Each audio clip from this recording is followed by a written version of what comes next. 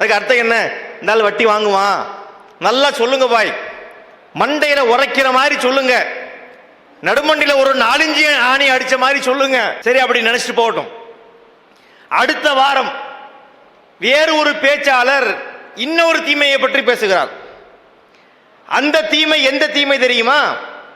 முதல் வாரம் ஒருத்தர் எட்டி பார்த்தார்ல இன்னொருத்தரை, அவர் செய்கின்ற தீமை.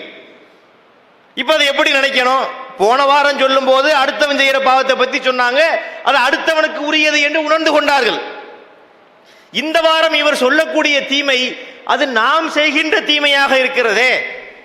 நம்ம செய்கிற தப்பை பத்தி அழகா பேசுகிறாரே, அதை எச்சரிக்கை செய்கின்றாரே, அதை பார்த்து நம்முடைய வாழ்க்கையில் அதை மாற்றிக்கொள்ள வேண்டும் என்று நினைக்கிறது இல்லை. தனக்குன்னு சொல்லும் போது யாருக்கோ சொல்வது போல இருப்பது, அடுத்தவருக்கு சொல்லும் போது நல்லா சொல்லுங்க என்பது போல நடந்து கொள்வது. இது ஒரு நியாயமான பார்வையா நம்ம பார்க்கணும். நாம் யாரை ஏமாற்ற போகிறோம்? இந்த உலகத்தில் நாம் அனைத்து மக்களையும் ஏமாற்றி விட்டாலும், நாம் செய்கின்ற தவறை ஒருவருக்கும் செய்யாமல் மறைத்து விட்டாலும் அல்லாஹ்விடத்தில் மறைக்க முடியுமா? இங்கே நடந்த ஒவ்வொரு காரியத்தையும் மறுமையிலே அல்லாஹ் அம்பலப்படுத்துவான் என்கின்ற சிந்தனை நமக்கு இருந்தால் அதுபோன்ற தவறுகள் நம்மிடத்திலிருந்து வருமா என்பதை நாம் யோசித்து பார்க்க வேண்டும்.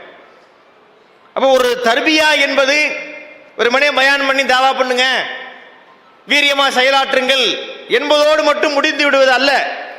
அது ஒரு நல்லொழுக்க பயிற்சி முகாம் தான். அது நம்முடைய வாழ்க்கையில் நாம் அறியாமல் செய்கின்ற தீமைகள், நம்மால் உணரப்படாத குற்றங்கள் இருக்கும் என்று சொன்னால் அதை கவனித்து அதை நீக்கிக்கிட்டே வரணும்.